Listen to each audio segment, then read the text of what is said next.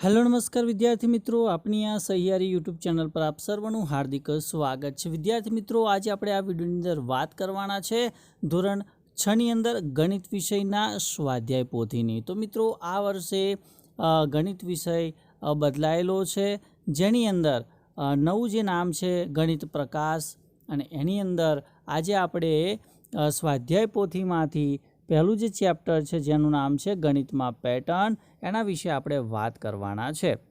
તો શરૂઆત કરીએ। તો શરૂઆતની અંદર છે કે ભાઈ ચાલો યાદ રાખો। તો અહીંયા સંખ્યાઓમાં પેટર્ન છે, ત્યારબાદ સંખ્યા શ્રેણીના કેટલાક ઉદાહરણો આપણને આપેલા છે કે ભાઈ એકનો સંખ્યાક્રમ છે, પ્રાકૃતિક સંખ્યા, એકી સંખ્યા, બેકી સંખ્યા, ત્રિકોણીય સંખ્યા છે, ચોરસ સંખ્યાઓ છે, ઘન સંખ્યાઓ છે, ફિબોનાકી સંખ્યાઓ છે, 2ની ઘાત છે, 3ની ઘાત છે, એ અહીંયા તમને આપેલું છે ને આ તમારે તૈયાર કરી નાખવાનું છે। ત્યારબાદ કેટલાક સંખ્યા શ્રેણીઓની અહીંયા આપણને ચિત્રાત્મક રજૂઆત પણ દર્શાવેલી છે કે ભાઈ તમામ એકની વાત કરીએ તો અહીંયા તમને ચિત્ર સાથે પણ આપેલું છે। પ્રાકૃતિક સંખ્યાઓની આપણે વાત કરવાના, તો એની અંદર 1, 2, 3, 4, 5 એ પ્રમાણે આપેલું છે। એકી સંખ્યાની વાત કરીએ તો 1, 3, 5, 7 અને 9 આપેલા છે। ત્યારબાદ વાત કરીશું ભાઈ બેકી સંખ્યા। તો બેકી સંખ્યાની અંદર પણ તમે અહીંયા જોઈ શકો છો કે 2, 4, 6, 8 અને 10 આપેલા છે। ત્યારબાદ ત્રિકોણીય સંખ્યામાં તમે જોઈ શકો છો જેમાંથી ત્રિકોણ બને છે, તો 1 છે, 3 છે, 6, 10 અને 15 આપેલા છે। ત્યારબાદ ચોરસ સંખ્યાની અંદર 1, 4, 9, 16 અને 25 એ પ્રમાણે આપેલા છે। તો આ તમારે યાદ રાખવાનું છે, તૈયાર કરવાનું છે। ત્યારબાદ અહીંયા તમને ઘન સંખ્યાઓ પણ બતાવેલી છે, જે ચિત્રાત્મક રીતે છે, ચિત્ર સ્વરૂપે આપેલી છે કે ભાઈ 1, 8, 27, 64 અને 125। અહીંયા કેટલીક વ્યાખ્યા આપેલી છે, વ્યાખ્યા પણ તમારે તૈયાર કરી દેવાની કે નિયમિત બહુકોણ। તો ભાઈ નિયમિત બહુકોણ કોને કહેવાય? તો જે બહુકોણની બધી બાજુઓ સમાન હોય અને બધા ખૂણાઓ પણ સમાન હોય તેને નિયમિત બહુકોણ કહેવામાં આવે છે। હવે નિયમિત બહુકોણના આકાર ક્રમમાં બાજુઓની સંખ્યાની વાત કરીએ તો 3, 4, 5, 6, 7, 8 એ મુજબ હોય છે। તો અહીંયા બહુકોણના તેની બાજુઓની સંખ્યા પ્રમાણે નામ પણ દર્શાવેલા છે। અહીંયા બહુકોણના નામ આપેલા છે, એમાં કેટલી બાજુઓ આવેલી હોય છે। તો ત્રિકોણ છે તો એમાં 3 બાજુઓ હોય, ચતુષ્કોણની અંદર 4 બાજુઓ હોય, પંચકોણની અંદર 5 બાજુઓ હોય, ષટકોણની અંદર 6 બાજુઓ હોય, સપ્તકોણની અંદર 7 બાજુઓ હોય, અષ્ટકોણની અંદર 8 બાજુઓ હોય, નવકોણની અંદર 9 બાજુઓ અને 10 કોણની અંદર 10 બાજુઓ રહેતી હોય છે। ત્યારબાદ આગળ તમે જોઈ શકો છો કે ભાઈ ષટકોણીય સંખ્યાઓ, કે ભાઈ ષટકોણીય સંખ્યાઓ કઈ છે?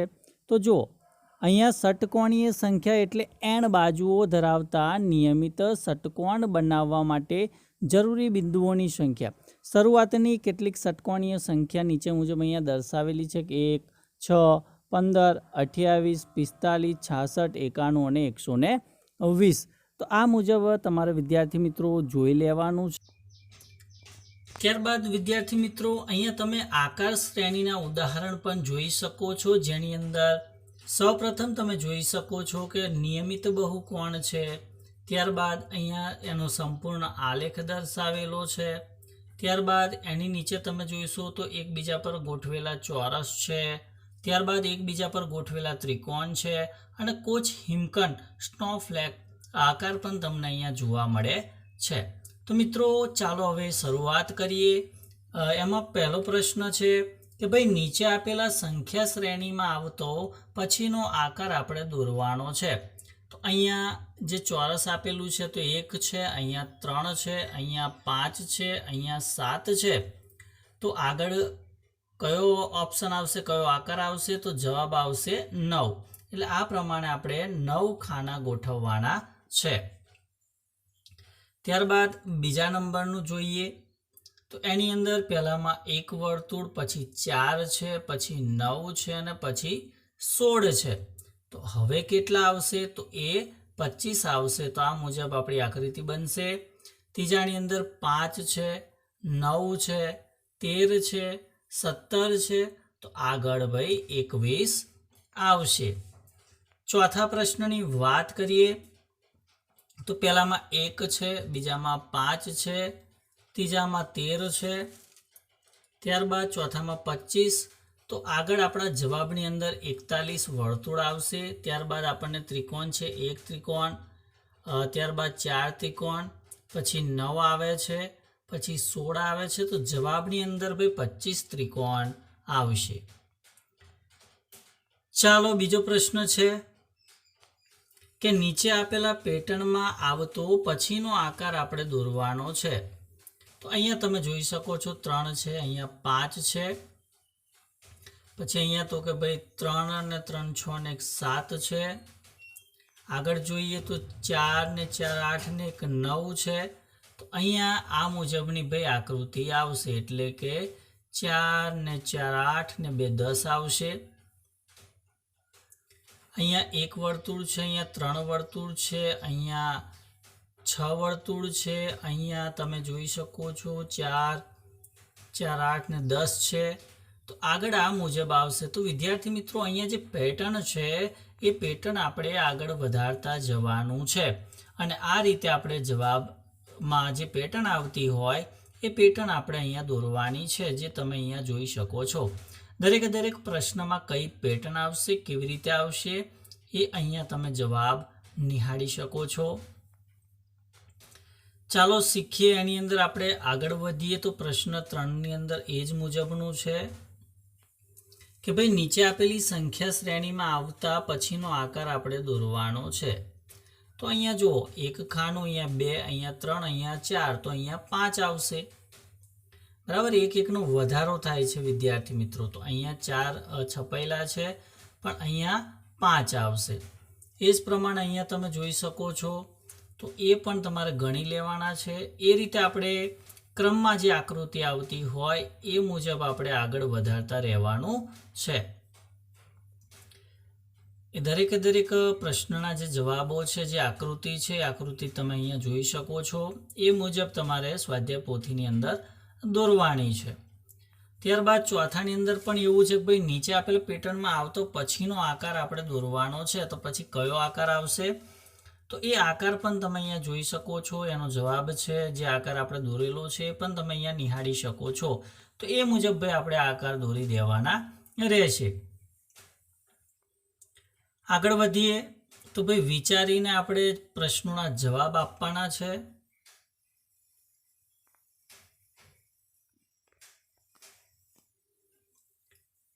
એની અંદર 5મું છે કે ભાઈ નીચે આપેલા સંખ્યા શ્રેણીમાં પછીની 3 સંખ્યા લખવાની છે, જેમ કે 2 4 6 8 10 અને 12. તો આ બાજુ 14 16 અને 18 આવશે.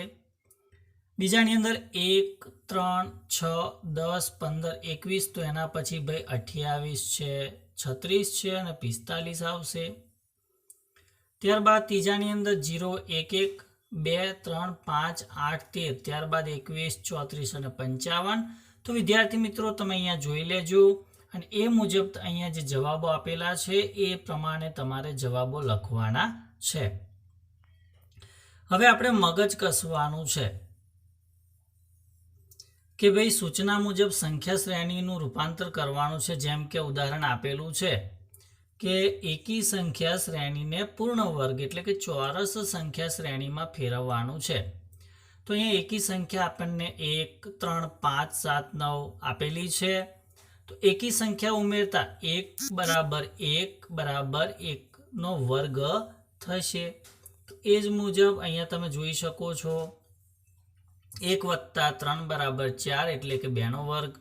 1 વત્તા 3 વત્તા 5 બરાબર 9 એટલે 3 નો વર્ગ.